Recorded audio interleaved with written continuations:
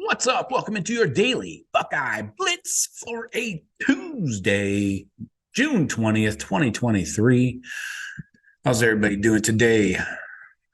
Again, I say this all the time. I tell my wife this. She doesn't give a shit, but Tuesday has no feeling. You ever notice that? Monday is like, yeah, start of the work week, you know. Wednesday is like hump day, you're like halfway there. But like Tuesday, in between there, I always forget what day it is on Tuesdays. Like it doesn't have a feeling. I could just cut it in half, give half to Monday, the other half to Wednesday, get rid of Tuesday, get the hell out of here. Anyways, please check out the community here on YouTube. Check it out. I've got a ton of free content there. A lot of it's recruiting focused right now because there's nothing else to talk about.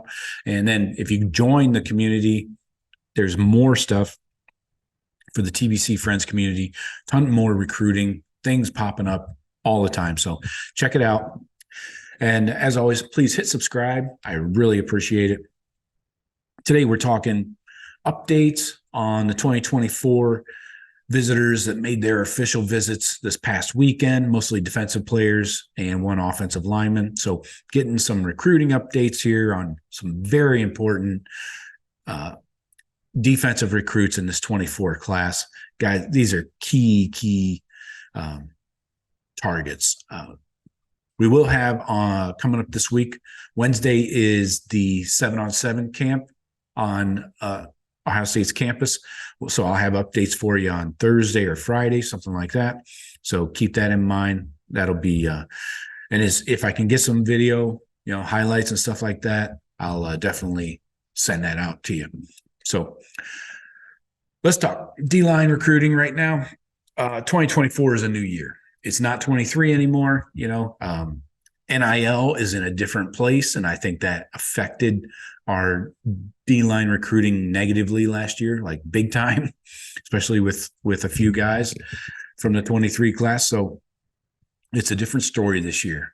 So NIL is really flipped, and Buckeyes are doing well in that category. And I think we're going to see that pay dividends here, especially on the D-line recruiting. So Buckeyes had 10 official visitors come in this past weekend, 4 5-star prospects, and those guys were all defensive side of the ball. And the Buckeyes made a huge impression on these guys. We had safety KJ Bolden, well discussed on this show. Defensive end Edrick Houston, defensive end Dylan Stewart, and corner Kobe Black. So let's start with Edrick Houston.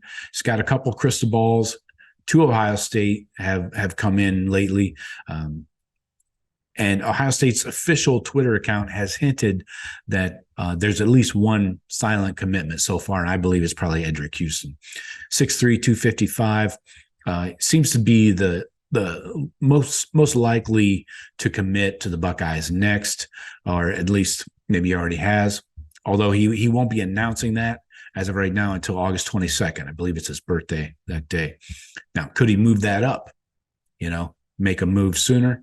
We'll see. Buckeyes are well positioned in his recruitment for months. This is not a new thing.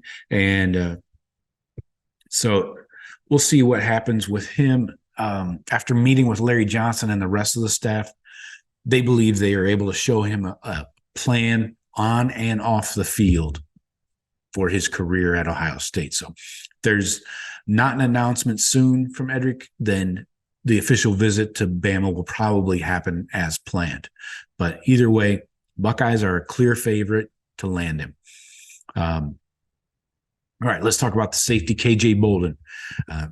Ohio State's always been a contender for KJ Bolden. A lot of national recruiting talking heads haven't included the Buckeyes in the conversation for whatever reason. All they've talked about is Georgia, Bama, and even Clemson.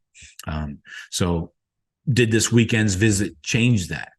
I think with what Bolden said coming out of this, yes. He said in a tweet on Sunday afternoon, he said 10 out of 10. Meaning great visit.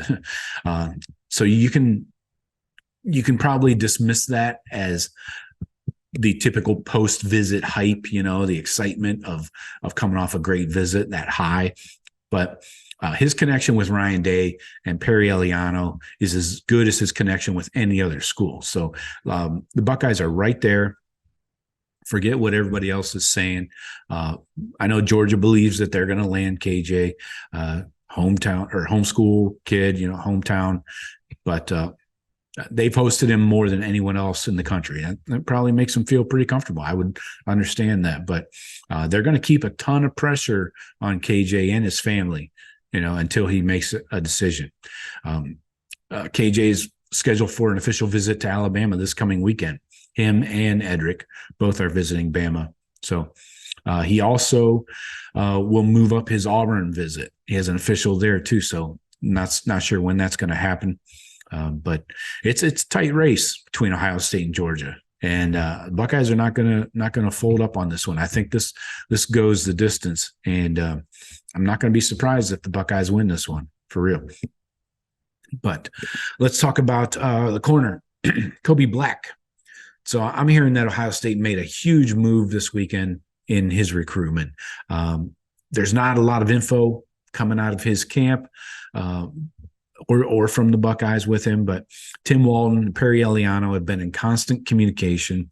And one important note that you may not know is his brother Corey. He's a senior at Oklahoma State. He played for Jim Knowles, so you've got a little bit of a connection there. And Corey can talk to Kobe. Sorry, too many K words. And talk about coaching style, what he likes, doesn't like about Jim Knowles, the scheme, all that. So Texas has been a favorite with Kobe Black for a while. And I believe USC is also in the mix, but we'll find out if it's just recency bias coming off the visit or if there's real interest here. And there is room. There's definitely room for 4 corners in this 2024 class. So don't worry about numbers there. You still got Bryce West and Aaron Scott, of course. So on Xavier Brown, the corner from Mater Dei, we're seeing a recent surge from USC. Trojans seem to be the team to beat there. Same for Peyton Woodyard, Georgia commit from LA. Could eventually flip to USC. So Buckeyes haven't really made any headway there with the corner Xavier Brown and safety Peyton Woodyard. So we'll see what happens, but probably want to consider crossing him off your list. Gerby Lambert, the O-lineman, also had his official visit. He's a really serious kid. So is his family. He was hosted by Donovan Jackson. So probably a really good down-to-earth dude to host Gerby Lambert. Buckeyes feel like they made a good connection, but it's all going to come down to personal development. And I think OSU is in the running. It could be an OSU, Penn State, Notre Dame kind of race, but very tight-lipped in the Lambert camp there. Another DN, Dylan Stewart. It's a huge weekend for the Buckeyes with Dylan Stewart. Buckeyes are battling South Carolina and Miami. Buckeyes are in a great spot right now to land Stewart. When you think about adding him to Edrick Houston and Marquise Lightfoot, who we have crystal balls for, that would be a dynamic bunch of DNs, man. That is huge. If you can get all 3 of those guys, that's a monster class, and Larry Johnson still has his fastball, right? But South Carolina will get the next visit. Right now, I think OSU leads for Dylan Stewart. Let's finish up with a couple guys here. Jordan Johnson-Rubel. It's Ohio State and Texas.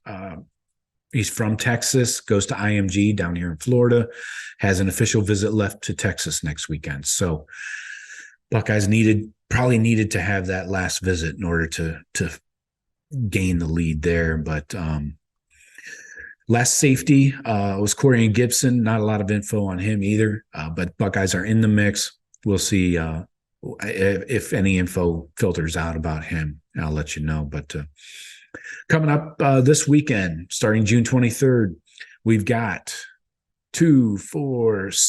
8 official visitors. If this changes, I'll let you know throughout the week. But as of right now, we got 1 Buckeye commit, linebacker from Texas, Peyton Pierce. He'll be visiting. Tight end Demarion Witten, obviously from Glenville. He'll be visiting on his official. Illinois D tackle Justin Scott taking his official. He has crystal balls to Miami most recently. Florida defensive end / Ohio defensive end. Who knows where he's going to high school for his senior year. Elias Rudolph on his official. He has 3 crystal balls to Michigan in the last week. I'm not so sure about these freaking crystal balls. They're from 3 Michigan beat writers, Sam Webb being one of them. So I don't know how much stock I put in that. Maryland linebacker Jalen Harvey, California inside linebacker Kingston Villamuasa. I think the Buckeyes have a huge shot at Villamuasa. Nailed it twice in a row. I even went for it on that second time around. You believe that shit? I'm feeling myself today. Next up, the 2 most important recruits in this group, you could say Bryce West, Aaron Scott. These guys both on their official. These guys seem to do a lot of things together. They're very tight. But I'm hearing that Bryce West is going to take another visit to Michigan after this visit. So we'll see. I don't know when that's going to happen. Don't have dates yet, but I'm hearing and seeing rumors that he's going to go back. He just got off of a Michigan visit recently. So Aaron Scott, Bryce West, probably the most important recruits in this group. I still don't think Michigan is an issue with Aaron Scott. I think Oregon is the bigger contender outside of Ohio State. So Bryce West, I think Michigan probably is the big contender there for him. So that's all I got for you today. I'll keep you posted on any changes to this visitor list for the 23rd and anything that leaks out. Don't forget, I'll do a breaking news segment if anybody does commit in the meantime, but these defensive booms are coming. They're coming. We just got to get through June, see who let the chips fall where they may, and I feel good about this defense. So talk to you tomorrow. Go Bucks.